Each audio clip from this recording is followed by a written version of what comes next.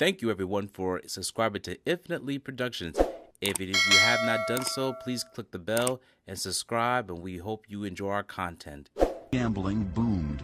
Lansky maintained his Saratoga tradition of spectacular shows and top-quality food.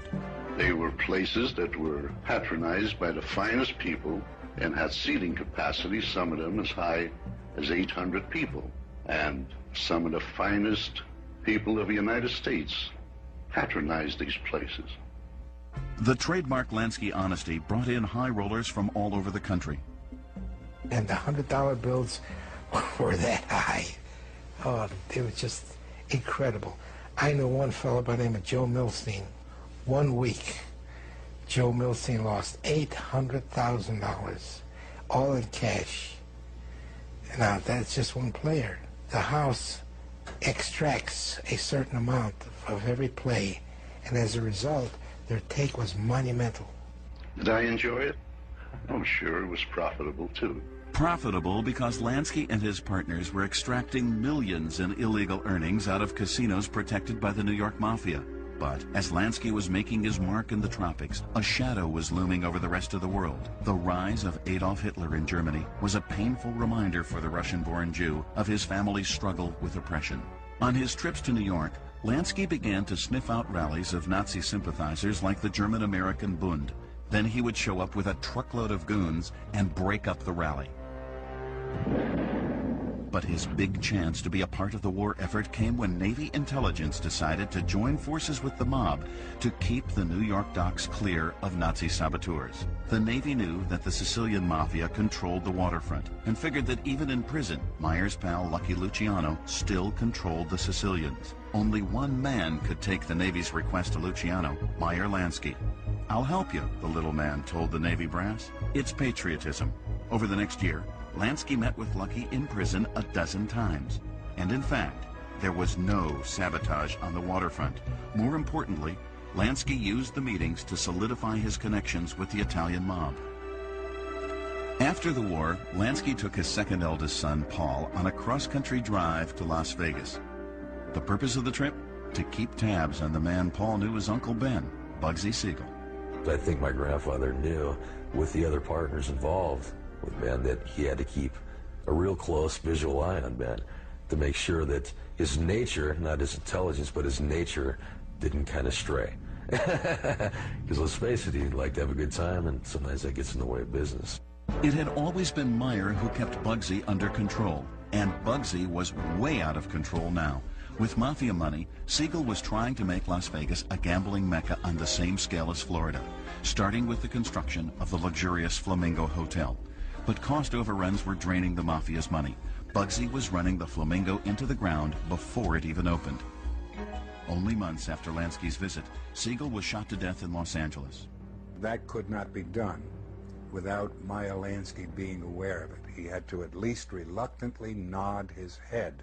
Lansky always denied signing off on Siegel's murder. "I loved him," he was to say later, "and as long as he listened to me, he stayed out of trouble." Benny Siegel was dead. Lucky Luciano was also gone, released from prison and deported to Italy. Meyer Lansky was the last of his New York threesome left standing in America, and he had only begun his rise to the top as the mob's foremost tycoon. By the late 1940s, Meyer Lansky had consolidated his Florida gambling empire. He was making millions from the tourists who gambled at his glamorous casinos near Miami. And he was sending millions north to his partners in the New York Mafia, who provided the muscle to back him up. But there was one partner he could not manage, his wife, Anne. The couple now had 3 children, Buddy the eldest, Paul, and a daughter, Sandra. Lansky, always on the move between his Florida casinos and his New York headquarters, wasn't around much. Anne Lansky, forced to manage the family almost on her own, had not been up to the strain. Anne divorced Meyer in 1947. Soon afterwards, she was placed in a mental hospital. She would just sit in a corner in a little room in New York City and maybe recognize you, maybe not. You know, just has no conception of time.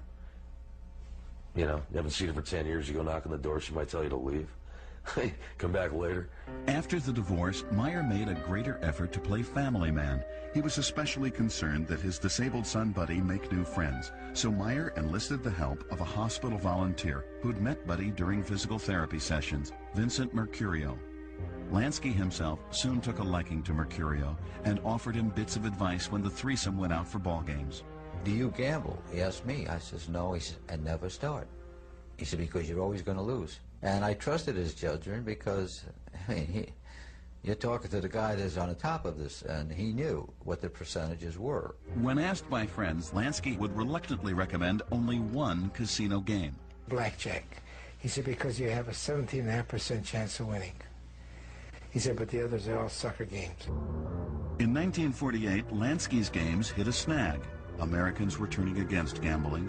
Towns like Hallandale withdrew their support. One by one, Lansky's casinos were shut. But Lansky could ride out the crisis. He had stashed millions away. And for once, Lansky's family life seemed to be going well. His son Paul had even been accepted by West Point. Extremely proud of that. That's like playing ball for Notre Dame to my grandfather. You know, your kid is there. Your son made it.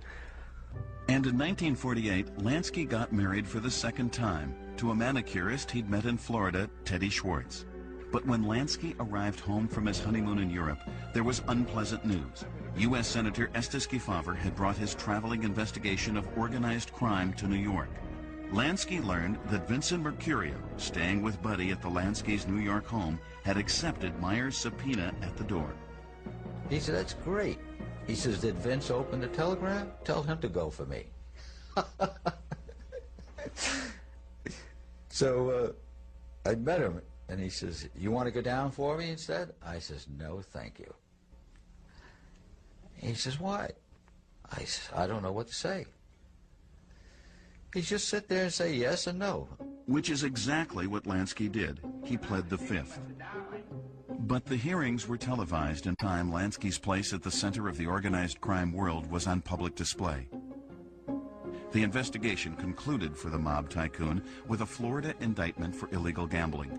Joseph Varon, who had now signed on as Lansky's personal lawyer, told his client to fight. But Lansky, afraid that he might have to testify against his friends in the mob, wanted to plead guilty. Meyer said, look, there's a way I can get out of this by paying a $1,000 fine. So let's pay a fine. I said, Meyer, but the other boys that are going to be indicted with you, you're giving them criminal records and you're giving yourself a criminal record. What's a $1,000 fine? Pay it. A year later, he was indicted again, this time in Saratoga Springs. Again, he avoided testifying by pleading guilty. This time a fine wouldn't be enough. Thank you for watching this video. Please subscribe to our channel and check out more of our content. Feel free to give your feedback and suggestions on what we should do next in the comments. This is Infinite Lee Productions. We love ya.